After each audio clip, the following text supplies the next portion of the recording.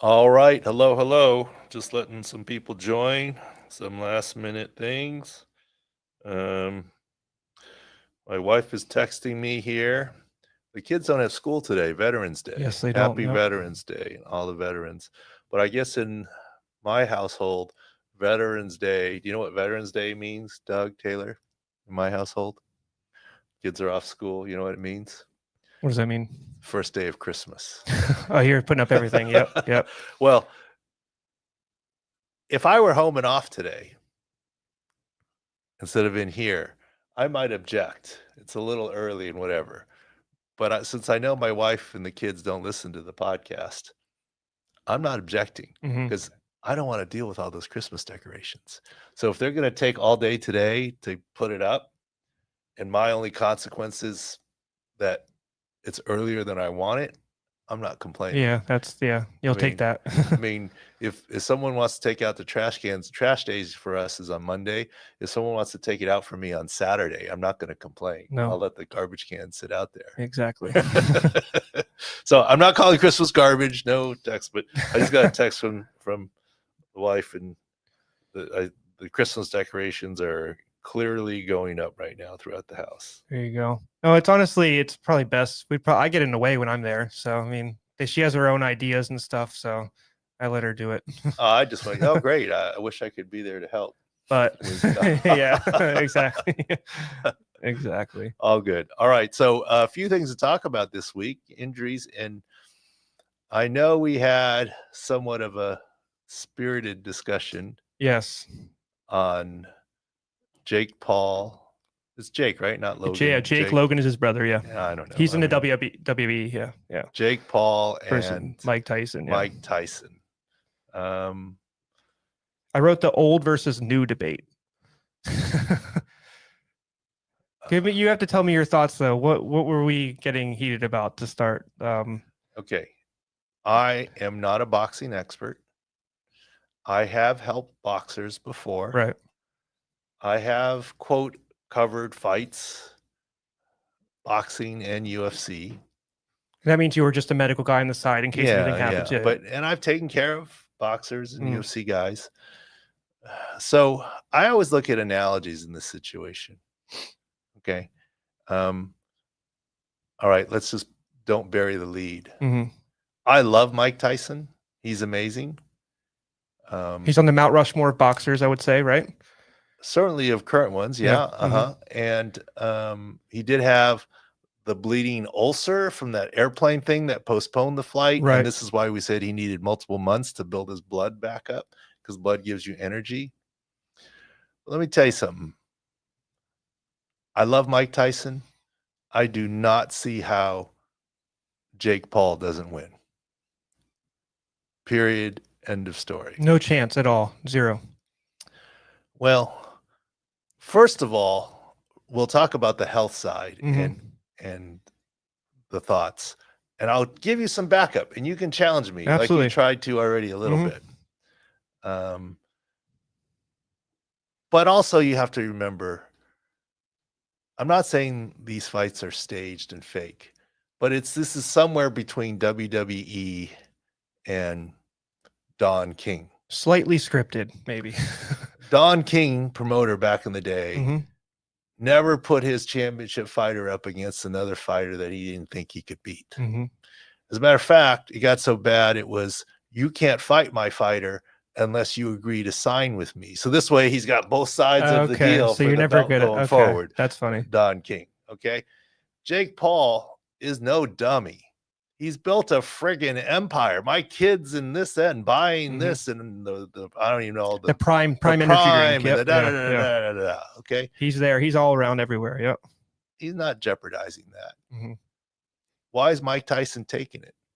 Jake Paul doesn't need the money of this fight. He's just promoting his brand. Mike Tyson, I think, can use the money from this fight. I'm not saying Mike Tyson's going to take a dive, but let's talk about the health and medical aspects of it.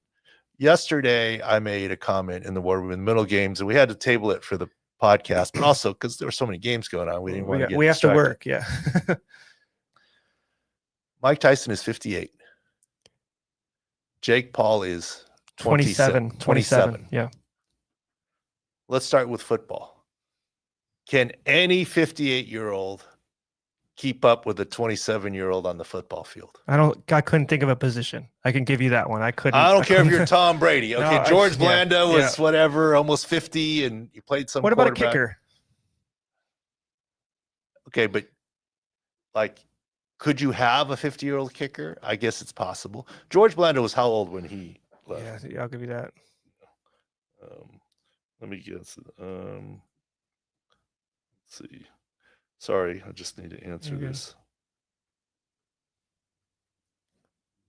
He was 48 when he retired. Retired in August of 1976. Played quarterback and kicker.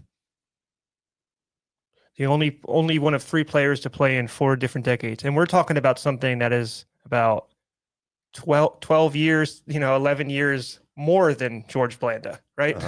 So 48 is when he retired. So I'm just saying, let's just start with football. Okay. How old is Jerry Rice? Currently? Yeah, currently. Okay, yeah. He's a GOAT. Because this is the premise. It's a GOAT versus someone like, what do we say, Jake Paul?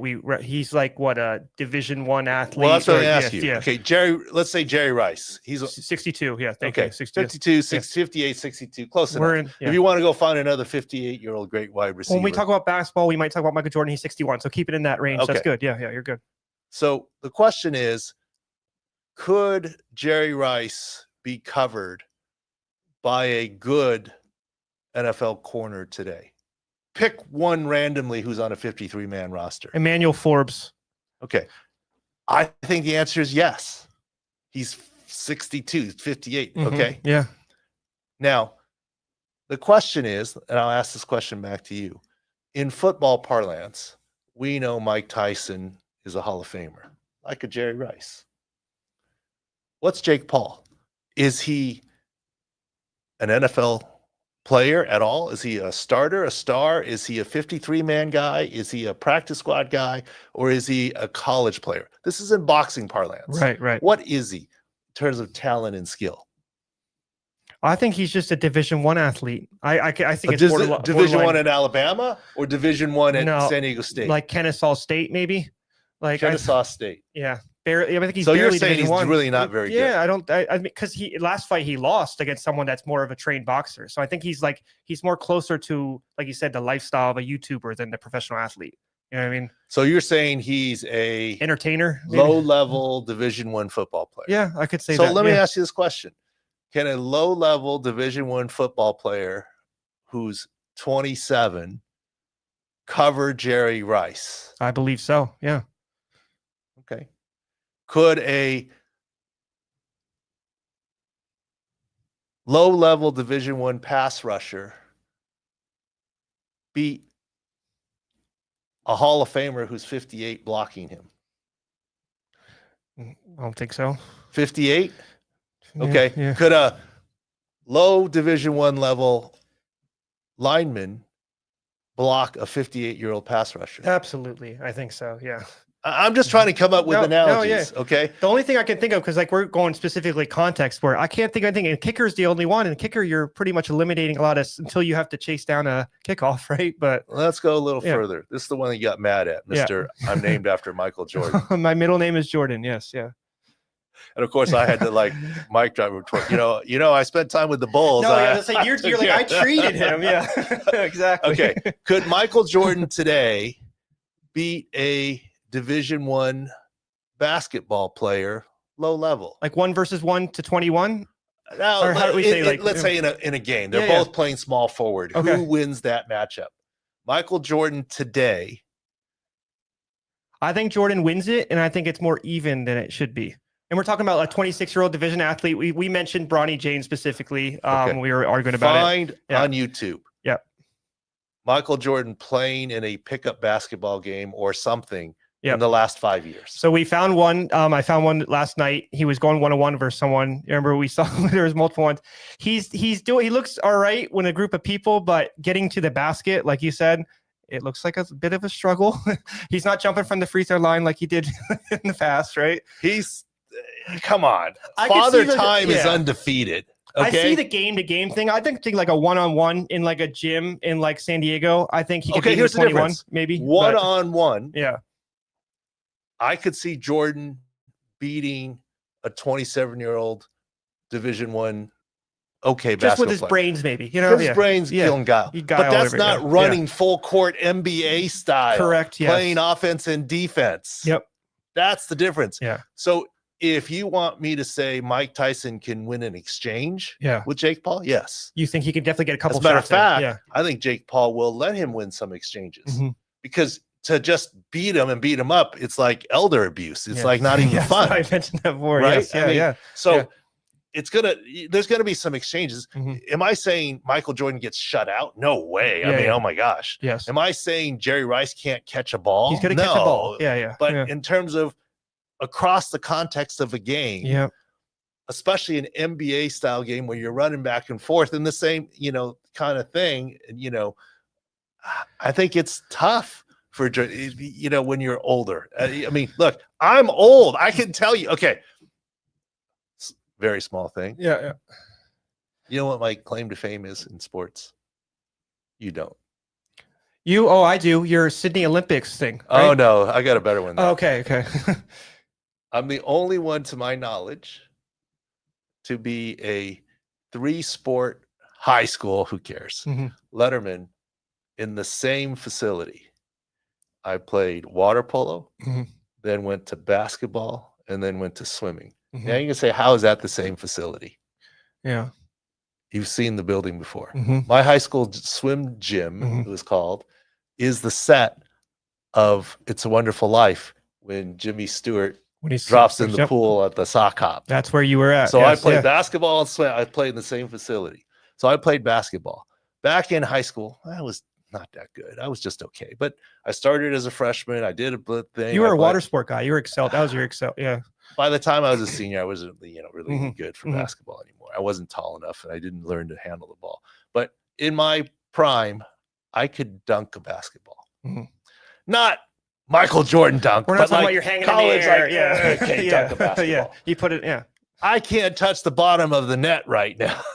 Okay, I mean, it's not good. Okay. Now I know I'm not the great Mike Tyson. That's a key part too. You just brought up. We don't know like his medical that much stuff from 48, like from when he was in his prime, whatever. There's so much stuff. Like even you've had, your past stuff, like issues, like back surgeries, exactly. Whatever. You say it. Yeah. Okay, let's put it this way. Yeah. Current day analogy. Who wins? If we call Mike Tyson Michael Jordan. 62-58, close enough. And we call Jake Paul Bronny James. We have many in the chat asking, can it happen? Yeah. Okay. Who wins? In a one-on-one match, I could see Michael Jordan winning. Okay. Right? Back him down. Just a wild, this, that, the other. Wily veteran. Yeah. But in an NBA style game, Bronny could cover Michael and shut him down. After a couple runs down the court, he's not full strength on the offensive end. I get you. He won't have his legs anymore. For sure. The whole deal. Yeah. Now, admittedly, these are 2-minute rounds, not 3-minute. And you said in theory that helps Tyson, right? The 2 minutes. Oh my gosh. Yeah. It should be a minute. Are you kidding me? I mean, any of you ever trained boxing and like, I'm not saying I trained. Yeah, you mentioned that's a key part. Okay. Next time you go jogging, jog with your hands up by your staying there. Yeah. For 1 minute. It's hard. Okay. This is to show you how bad I am. Sunday morning, yesterday, before the Munich game, I did the little walking bets. It wasn't bets, but a pregame injury check outside my house. I got out of the house because I didn't want to wake up anybody. And I'm holding the phone up here for about 2-3 minutes, just the phone. It's like, oh, I kind of want to change hands. And I'm not even throwing any punches. Felt a little cringe. I mean, you know what I mean? I know. Okay, I'm soft, I'm old, whatever. But I'm telling you, age is a beast. And I'll give you the final example here. Maybe you won't even know it. Bobby Riggs, Billie Jean King. Okay. Is it fair to say, Bobby Riggs was never as good as Mike Tyson was as a tennis player? Right. He wasn't the top of his sport at the time. But he still was. He was really good, though. A good tennis player. Yes. Billie Jean King was at the top of her sport. So maybe that's not completely fair. But Billie Jean King okay, not trying to get in trouble, men, women, whatever. Could you see the distance in terms of talent where you could see my analogy? It's tennis, it's boxing. Mike Tyson, Bobby Riggs, Billie Jean King, Jake Paul. I'm not calling Jake Paul a woman. I'm just saying in terms, you said D1, you know, talent that he was. We're just trying to match it up to different sports. Yeah. Billie Jean won. By a lot. Yeah, yes, yeah. Okay. Yep. And the longer the fights go, the more chance Jake, I mean, the only is look, Mike Tyson catches with him with one early. Maybe I just don't see it. The physical differences of age are so great. Yeah. For a 58-year-old and a 27-year-old. I wanted to run by another sport with you. I just don't see it. No, and not to mention the gamesmanship of the setup and the thing. Yeah. The age difference is so great. I mean, people should have known Billie Jean King didn't have a chance. Okay, if it was just a male college tennis player against 55-year-old Bobby Riggs, you say he's got no chance. Right. What made it interesting was the battle of the sexes. Okay. But if you're saying Jake Paul is just, even though he's not that, he's 27 years old. I wanted to bring baseball in because, you had Satchel Paige, who was 59 when he was pitching. I wanted to, so if it was a 59-year-old pitcher versus the 26-year-old batter, I think that the pitcher would win more often than not. And that's also the Wiley stuff too, just knowing where the pitch, But if you flip it around though, it's the opposite, right? 26-year-old pitcher versus a 60-year-old batter. Do you think the 26-year-old pitcher dominates the batter? The hand-eye is too slow. But here's the other thing. Yeah. The better examples are the contact sports or physical nature sports. Because golf, we talked about. You guys know I did cover a lot of rugby. Can you imagine a 58-year-old rugby player against a 27-year-old rugby player? Doug's laughing. He's everybody would be calling elder abuse. They're on their phones. Right? Yeah. Football, I get it, right? But this is boxing. Yeah. Like I said, this isn't sport. Darts. Can I bet on a 58-year-old dart champion over a 27-year-old? Absolutely. Okay, absolutely. Yeah, you should. Golf, maybe even because of putts, making putts. Okay, they're not going to outdrive each other. A young kid is definitely going to hit those 350s, those 380s. But if you're really better golfer and around the green, the short games and stuff. Yeah. Phil Mickelson at the age of 58, with how he is around greens and whatever, I could see beating a collegiate golfer at the age of 27. But it's golf. It's not a physical combat. This is boxing. I just don't. And we talked about hockey too. You can't even skate. You can't skate. I think it's going to look kind of close because that's part of the show. And then he will have beat someone great and they'll hug it out and he's going to, it's part of the show. But Tyson gets his money. He gets the branding. Realistically, I just don't see how Jake Paul loses this match. The only question is how many rounds it goes and how it ends. The outcome, I think, is unbettable for Tyson. No, I agree. I don't agree about the Michael Jordan a little bit, but it's okay. But here's my point. Because once you switch it up, it's in a one-on-one contest. I'll take Michael Jordan. But in an NBA up and down running contest, you kind of got me. Once it's running, I can see it. Well, you got to run around the ring here. That's no tiring. legs on your jump shot. You got no legs. I love Michael Jordan. It's all time. Don't even compare LeBron. No offense. Michael Jordan's all time. I spent time in Chicago. I wasn't the main Bulls. I was an assistant helper, Bulls, whatever. Michael Jordan, you can't say anything bad about him. We have one of the medical staff is one of our people as well. Yes. Yeah, John. So yeah. John Heffernan, longtime Bulls doctor in The Last Dance. Featuring that is on our Sports Injury Central staff, etc. So anyways, we killed that to death here. So I'm sorry. I usually trump people and say my middle name, but you have the better connection to Michael Jordan, so you're good. No, but you get my 55-year-old analogies. Like it's just an age thing. When it's a physical thing. If it's bowling, I get it. If it's playing pool, I get it. Even golf, I get it. But this is a physical sport that requires stamina and being in shape. And 2-minute rounds still a very long round. Yeah. 3-minute round is that's gassed. Epic. Yeah. 1-minute rounds are long rounds, but obviously they're at 2 minutes. This is going to be 58-year-old to stay. Look, look, you want to go in a bar and have that punch off machine and you want to bet on Tyson? Yeah, I could see that. He's going to get a high score. Okay. He hits hard. Whatever they call that, boxing or hitting. But a couple of those, you have nothing on the arm at that, right? It takes a lot out of you. I'll take my money on Tyson on that one against Jake Paul. Yeah. But when you're talking about physically moving around the ring for 2 minutes at a time, and again and again, and who's got the stamina? It's just, look, Wait till you all get to be my age. I'm in Tyson's age bracket, man. This is not happening. Yeah, it's good to watch, but not happening. The result might be known already, like you said. Yeah. Just before we get into a rundown, I wanted to speak a little bit on CMC and his usage. So he played 54 out of 59 snaps. That's four snaps off. We expected a little bit out of Jordan Mason. He came off the AC joint, but what are your thoughts on why they maybe shouldn't have done that the first week back? Look, I can't say enough again how much I respect John Lynch and love him, San Diegan. I don't really know Kyle Shanahan, but I do think he's a really good coach. And they got good medical staff. So I am not second guessing. What we said was coming into this, I'm surprised at the usage. Okay, at least they didn't have 70 snaps, but they didn't have 70 snaps. Right. Here's why I'm surprised at the usage. Not because of the Achilles tendonitis, that's fine. But this is his first game out. What do you do in the preseason for veterans? Don't play the first game, play a little bit of the second game, long ramp-up time. How much ramp-up time has CMC had? His practice window opened last week. Yeah. Okay. He's missed all year. He's missed all year. Yeah. He's warming up from last week, ramped up last week. So that's like saying in the first preseason game, now I get this is regular season, but this is like the guy got to camp 10 days ago and we're playing him 54 snaps in the game. That's what they did. They're good. He's healthy. The Achilles is fine. But my worry is a preseason, and this is preseason for CMC, acclimation injury. Now, I have CMC on my Scott Fishbowl. Thank you. I like it. We were fine with the usage on that front. But I'm just saying there's some risk that they've gotten away with this week where, he pulls a hammy or a quad or something else, a hip flexor, an early season acclimation injury with this quick ramp up in usage. Now, they're not out of the woods yet. So if you haven't played soccer in a while or tennis in a while or pick up basketball in a while. I can relate to soccer for sure. Okay, soccer in a while. That first game back, you're not too bad. Mm-mm.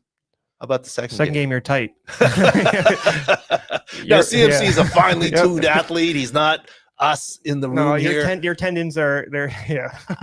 Let's just, I'm just saying fantasy fans and fans don't get mad if they, CMC isn't run into the ground the next week or two. It's probably safer not to. But so far, so good. Well, then I guess opposite approach, cautious-wise, would be the way the Houston Texans are treating Nico Collins. They have a Monday night football game against the Cowboys this week. We were a little bit on the side of choosing him to play. We had some maybe a little what's called inside baseball stuff. But tell me why I guess they chose not to play him. I didn't think his hamstring was that bad, and I didn't think he'd go on IR. So wrong there. He went on IR. But I think he went on IR out of abundance of caution. Because of that, I thought he would be ready after 4 weeks on the 5th week. All I hear is that he was ready. He was activated at the 53. But I think they just exercised caution and said, let's not tempt ourselves because Tank Dell is up and let's not tempt ourselves. Look, I think because it's Nico and how important he is to the team, he's also another guy that isn't going to necessarily play 60 snaps against Dallas.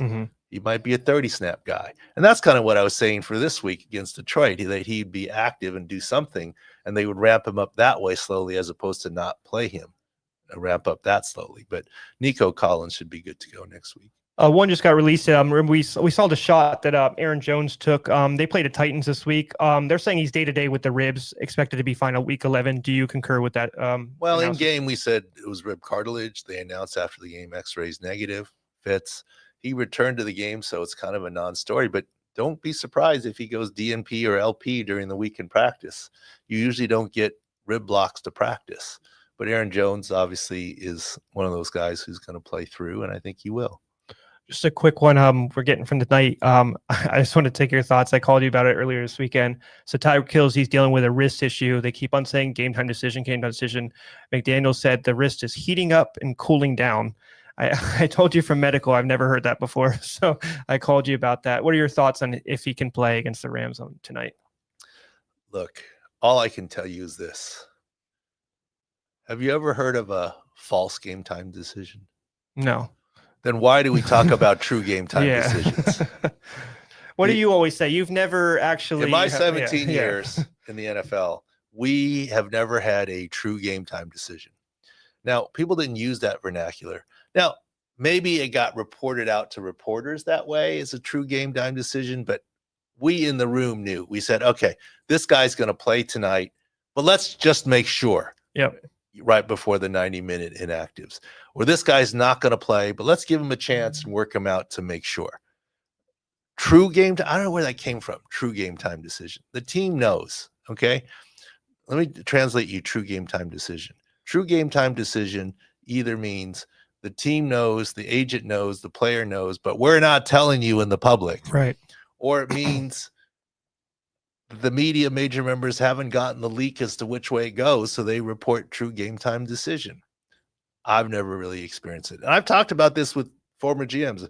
My serious spots with Mark Dominic, I asked him, he goes, you ever have a true game time decision in Tampa when you're GM? He's like, no. No. Yeah. I mean, it's just how it's reported. Yeah. Now, with that all being said, I lean towards Tyreek Hill being able to play, even though he went nothing DMP. Mm-hmm. Just next, we had a YouTube question, Doc. We've really been low on Jonathan Brooks from the Panthers all year. Now the longer they wait, it seems like people think they might be like mismanaging the situation, or why isn't he coming back sooner? But I mean, we've had the same take all along. The free preseason injury preview. Yes. We said fade Jonathan Brooks has nothing to do with how good of a talent he is. You're asking him to come back from an ACL and jump a level of play. This year, he's not going to be very fruitful for you this year.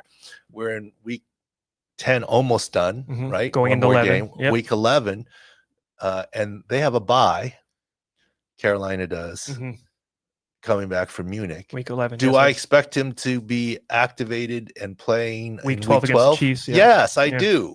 Is he going to get full load? I don't know that he Remember, is. you do have the Sanders injury, which is the YouTube question to act. Does that maybe let Brooks get more carries, or are they just going to ride Chuba Hubbard and still have Brooks he's there, right? I think he'll get Sanders carries, right? Okay, and so he's going to get some touches in week 12. But now, what does that do for fantasy? You have to wait for him for week 12. That you better have been drafting him pretty low. No, that's what we've been talking about. We talked with Evan Still about that. That was someone that probably shouldn't have been drafted higher, even and if I'm not mistaken, you guys took under total touchdowns. Yes, 4.5 touchdowns. Correct. Yeah. Because they didn't put yards because the market. They never put yards. Yes, right? they were a little wavering on that. Under 4.5 touchdowns. So you're 4.5 up right now. Yeah, exactly.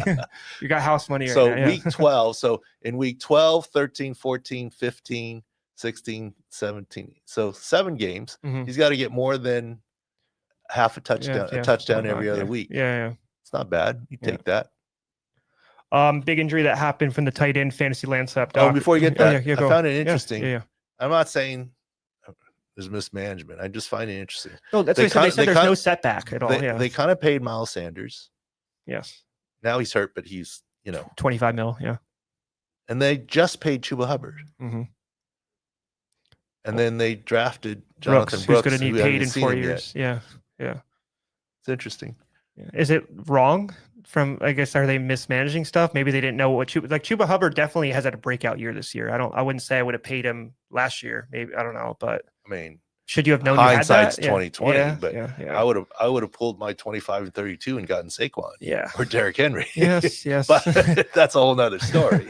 No, right? That would have been the right move. Yeah, that's a whole nother story. But I mean, anyways, real quick, Doc, just on the Bills, Dalton Kincaid, knee issue he suffered. He came back in the game with a brace, couple plays, and he left. Your thoughts on his injury? They got the Chiefs week 11. Yeah. To be fair and honest, we did not see the play where he was injured, partly because he went out and came right back in. Banged up Bills helps us. And then I think he or someone else sent me a video from Jeff Mueller. We love all these guys that are in this medical analysis. This industry. World. Yeah. Welcome, one and all. I mean, we're good. It's not a competition. We're all trying to figure things out, and we're all giving our opinions, and I welcome them. So shout out to them for providing some info, and they helped the slackers in the war room that missed the video. No, just joking. They are helpful, especially when there's 8 games going absolutely. on. They're very helpful. Yes. And did see the video. It's a PCL. The bad news, it's a PCL. The bad news is not a bursitis. you don't put a brace on for bursitis. Is Puka-like PCL? The good news is it's not as bad as Puka. Okay, good. Yeah. It's Puka-like because Yes. it's a PCL. Yeah, PCL. But there are car accidents that are fender benders or door dings, and then there's, right front quarter panel. His PCL is not that bad. Okay. But I think it's going to be bad enough to cause him to miss the Chiefs game. I don't think it's bad enough for IR, but I think it's bad enough for him to miss a little bit of time. And for full transparency, you're probably going to ask me, but I have posted pictures of Dalton Kincaid and myself in the past. Yes. Together. I promise you, I would not be speaking on this issue if Dalton Kincaid or his agents or the Bills have consulted me on the injury. I am not seeing him for the injury. There's no insider information here. It's just insider knowledge of what we see. If his agent or Dalton or the Bills ever reached out to me, I would stop talking about. He wouldn't be part of this podcast. He would not be part of this exactly. podcast. That's how you would ask me, but I'd say I can't say. Yes, say exactly. Yeah. And I wouldn't even acknowledge that I was treating him. I wouldn't. Yes. Because I'm free and clear, but I don't want anyone to have any misunderstandings. Because there is a picture of you out there. That's why we posted it when we drafted him. Remember, in Scott Fish too. Yes, you've met him before. Yes, but yeah, like you said, there's transparency there for sure. Your thoughts? Big injury happened in the Tampa Bay game. Left tackle Tristan Wirfs, who a lot of people rate very, very highly. Your thoughts on his MCL injury? I think it's significant. I think he's lucky he didn't get his ACL, which is good. That's what the early reports are. It's good they have a bye, but I think it's a long stretch for him to play right off the bye, especially right knee, left tackle, kick out leg, puts a valgus force to get that first jump step that stresses that. They have a bye, so they said he's going to be week to week after the bye. That's what Bowles said. We had Dr. Baker Mayfield said he wanted him to play right after the bye, but that might be hard. Baker Mayfield, and Baker's like, I could play with that, and he might be right. But you play a different position. He's playing with no wide receivers right now, so just give him no left tackle too, right, Doc? He's been fighting through, keeping his team in every single game, right? So. Next one I had here, Doc. T. Higgins with his quad injury, he's missed multiple weeks. Is there a first chance to return for the night game against the Chargers this week? Maybe, but you got to remember the Bengals have the bye next, so they're going to be balancing how his quad feels, the need backs to the wall to win this game. 4-6, yeah. You don't want to go to 4-7 and hit the bye. Then you're really back against the wall. You got to win. You got to run the table. 10-7 gets you in. 9-8, and you're hoping a prayer. So if you're at 4-7 going into the bye, it's a long 2 weeks of staring in the mirror, going, "Oh shit, our season's basically completely on the brink." You'd be much happier going into the bye at 5-6. That doesn't make you happy, but so. There's a push to get him to play. It's possible for him to play. It's going to be a balance between how he feels his performance. Are we better off waiting and getting an extra couple of weeks with the bye? Or do we just need to press him into service right now and he's close enough? A chance. Don't know yet. A chance. I wanted to speak a little bit, Doc, on the Bears situation. We had a lot of solid picks last week. We picked against the Bears, surprisingly, right? Everybody, the Patriots, no one would ever do that, right? How their health was. The Bear one was taking the Broncos. Yes. But I'll speak on the Bears specifically because I want to talk about their O-line, Doc.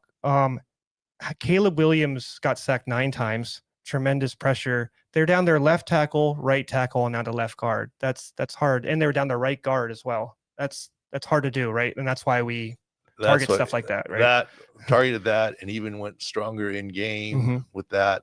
That was good with us. And then New England's been injured all year, but the last 3 weeks, as you pointed out, they have a delta of 8 points where they're headed in the right direction. Yeah. And so that's what we look at now. It's not just what is the 6 score of a team. It's matchups, offense, defense, but also delta, where positions are going. Because some positional injuries, you say, they get stale. Like when they started the year, they had no left guard. Their number 1 receiver was recovered from an ACL. Now he's back playing okay. The O-line is kind of solidified through the injuries. So things, like you said, they change, right? They change. And I know we like New England. We liked, Denver. It killed me. I was like, oh, really? Against Kansas City? But whatever, 7.5, 8.5, depending on when you got it. It was safe the whole game. I'm getting a lot of questions on Trevor Lawrence. Basically, what the hell is going on over there? Good question. Yeah. Once again, I respect the Jaguars organization. I know their medical people pretty well, and they're great. So none of this is targeted anywhere on there. But something doesn't make sense here. He heard it in the first half. We saw the video here in the war room. When he slid. Yep. And he got hit on the left shoulder. I don't even think that's bad enough to get a significant AC joint sprain, which is what's being reported now.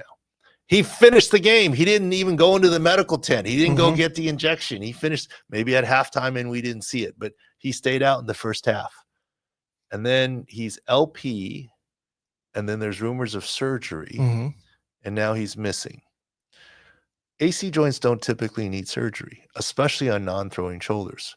Anthony Richardson had an AC joint reconstruction surgery on his throwing shoulder last year, ended his season.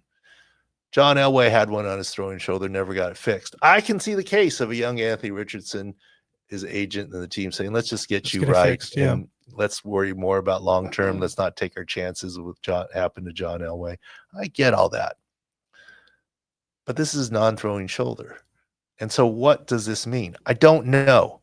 What do I always say? If you don't know if things don't make sense from the outside, something else is going on. They do from the inside. You just don't know what it is. Yeah. So is there something worse medically? Is there a hairline fracture that they feel like it's unsafe for him to go? But then why is he LP? Is he wanting to be LP?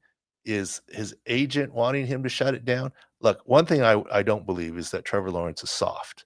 He finished the game with the injury. Why would he do that if not? And there have been instances before. Deshaun Watson finished with the posterior glenoid fracture in his throwing shoulder last season before his season ended. Lawrence played through an ankle injury a couple, like he plays through injuries. So I don't believe the excuse that Lawrence is soft and doesn't want to play. Now, is it the team saying, I don't think it's Lawrence, I got my money, so I'm not playing. Right. I don't think it's that. Yeah. Because we've invested in you and because the season's not doing well, let's just sit you. Is it Doug Peterson saying, because you're injured and you're not full go, let's give Mac Jones a run?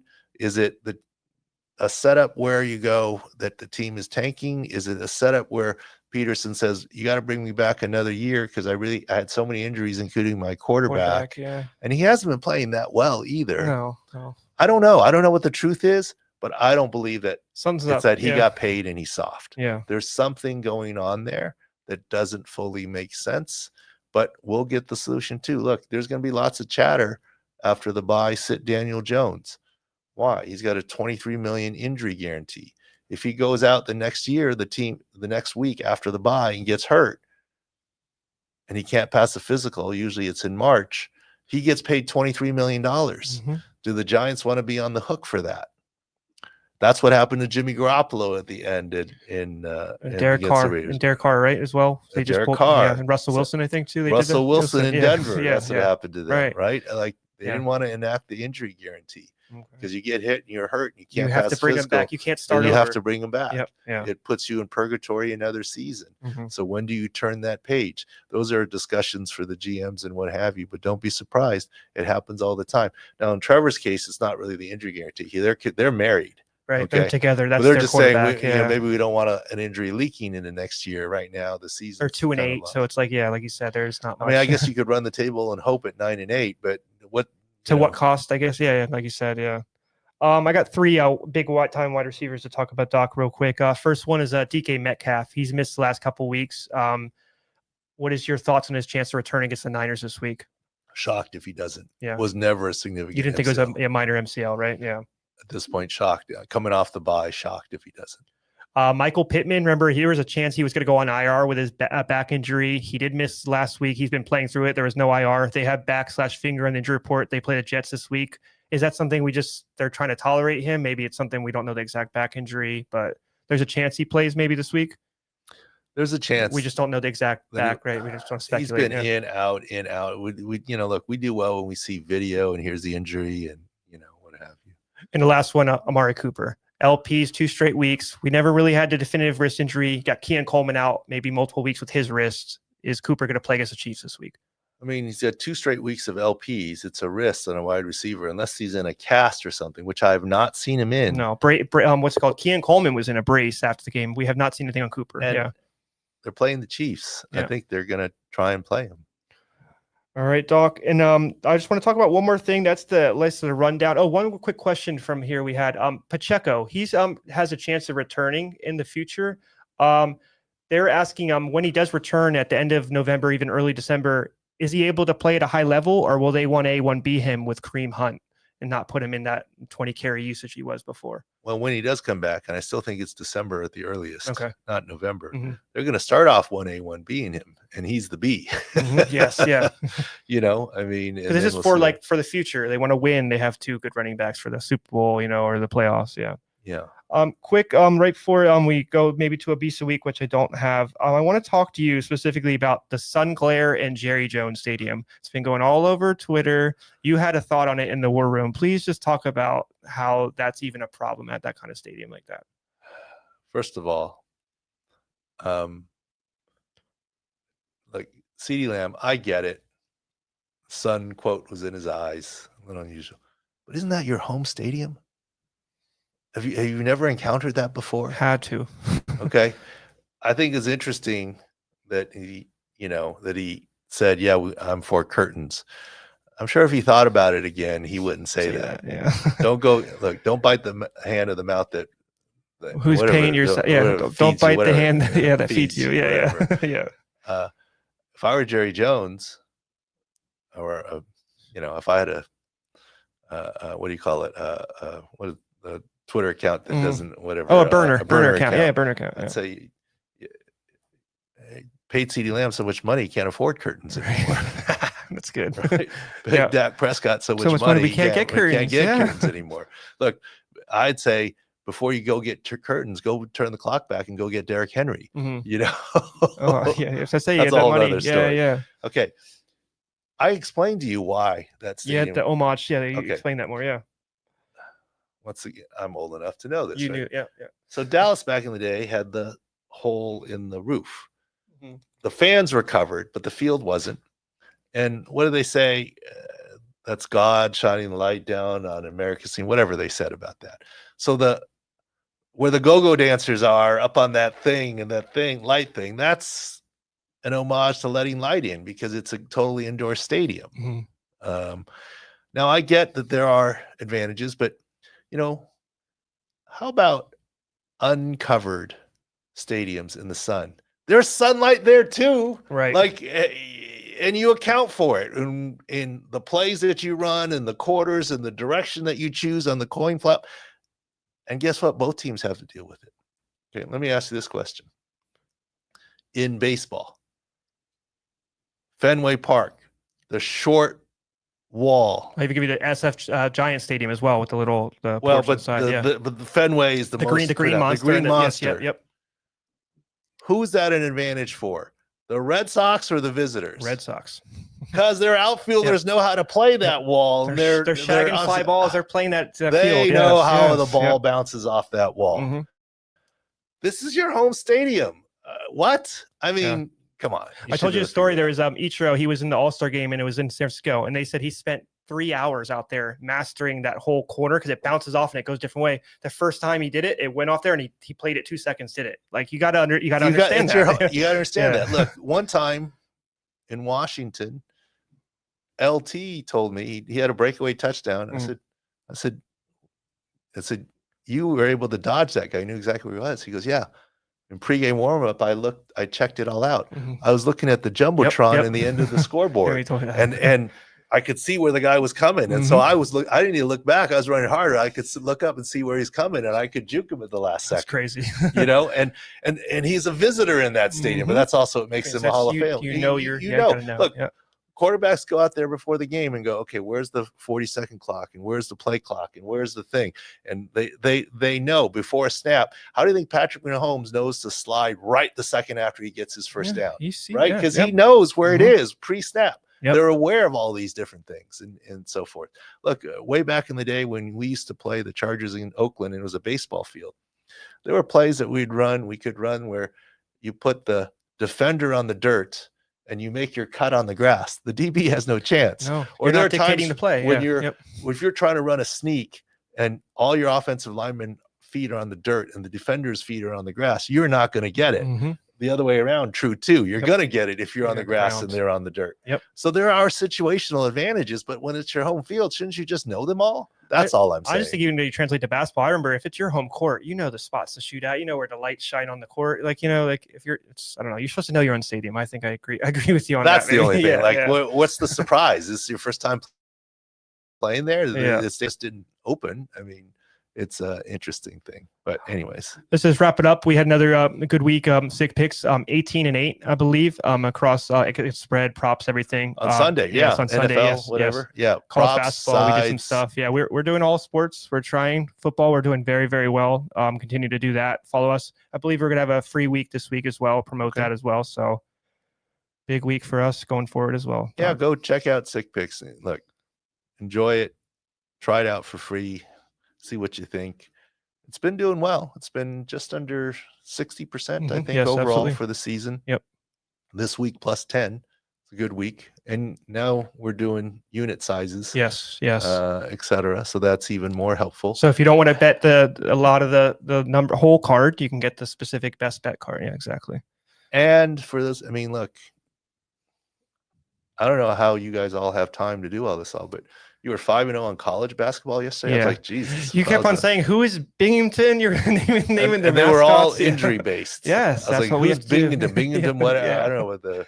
Yeah, we have Grambling State next. You know, there's all stuff going on. Yeah, Doc. Just whatever. Thomas Tommy's I knew because I spent time in Minneapolis. So I know St. Thomas there you Tommy's, go. Yes. But Binghamton Bearcats. I was like, "What sport is this?" You know, like you said, there's an injury angle and everything. We'll find it, and we have an analysis. That's what we do. The injury angles, including Tyson Paul. Let's see what happens. I'm not a boxing expert, but I just don't see in a physically demanding sport a 58-year-old beating a 27-year-old. Period. End of discussion. I do want to mention you did hot dog eating contests as well. I forgot to mention that. I remember I told you that was a good one. That was an easy under because I was like, "Hey Doc, Chestnut had surgery a couple months ago. He hasn't eaten a lot lately." You're like, "Well, let's talk about his stomach then." And we had a medical take. And his weight. It was a solid medical take. I know people think you're crazy betting on the hot dog contest, but there are medical advantages, and I'm just telling you. 58-year-old boxing. I don't care if it's 2-minute rounds. Your hands get so heavy, so this, that, the other. Look, what's a paired result? If you wanted to pair results, take a shot at Tyson in the early rounds because that's the only way he's going to win. That's the only way, yeah. I mean, the only possible. You don't think it's going to go full distance? It's not going to go full distance, right? That's what I kind of want to bet. Maybe the under rounds, but I mean, what if it's scripted to go the full? You know what I mean? That I don't know. It's possible. I mean. Like, I don't know if Mike wants to go the full. Maybe he's like he gets enough out of the 7 or whatever. So I don't know. I mean, look, it's hard. It's hard thing to Jake Paul's brilliant. I mean, he's built this massive empire. He's doing all kinds of stuff everywhere. Yeah. I mean, there's going to be some angle, something. And look, our guy Justin, I did a little podcast with him. He talked about. If you go to my Twitter timeline, you'll find it about my time with the WWE. What I said about the WWE is. Of course it's scripted, but the action is real. The events are scripted, but the action is real. Yes. There's still going to be real action in this, but I can't imagine. I'm not saying it's fake. The underrated podcast. That's the name that you were on. Yeah. Yeah. But my point is Jake Paul is not scripted. This is Don King. He's not scripting himself to lose this. He picked And the age difference is just so humongous. And earlier we went through all the sports earlier. You can rewind back and we can get the timestamps after. Yeah. Yeah. It's just, and this is just my medical take, being an old guy and feeling your bones ache and what you can do.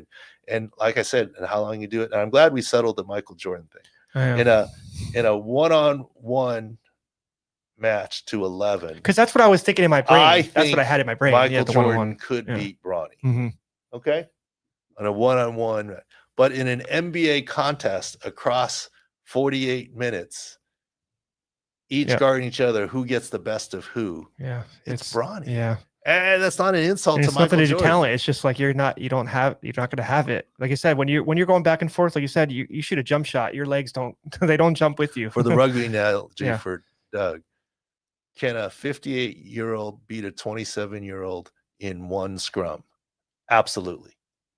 In one scrum. One scrum. You even shook your head at first. You're like, wait. You're like, what are you going to say? Yeah. I think he can. Yeah. It depends. If it's a really good rugby He player. just has like I said, one a wily little move. He knew what to do. But across a 40-minute half or an 80-minute match of rugby, not a chance.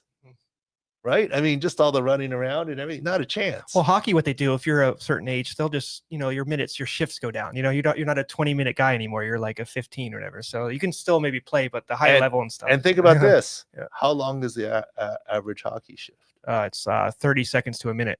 So I'm going to. A minute is forever. A minute's a long time. That's if you're doing penalty kills 30 seconds, 40 seconds, yes, absolutely. They're quick. Quick. Yep. How long is a boxing match per round? You said 3 or it's 2 for normally them. 3, but it's 2 for they them. Listen to a minute. Yeah. But it's still 2 minutes. It's not 1 minute. Yeah, I mean, that's a long time. That's a long time. And what's more physically exhausting, a hockey shift or a round of boxing? I don't know. It's a good question. Depends how you skate. But, I mean, maybe a round of boxing, I think you get tired in a minute. You know what I mean? But a shift, if it's a minute shift, you're dead after a hockey shift. Because you have to be at 99 Yep. percentile. Yeah. But anyways, we talked enough about it. The age difference is too great. Yes. Billie Jean King, Bobby Riggs. That's all you need to know. Yes. All right. Thanks for watching Pro Football Doc Sports Injury Central podcast.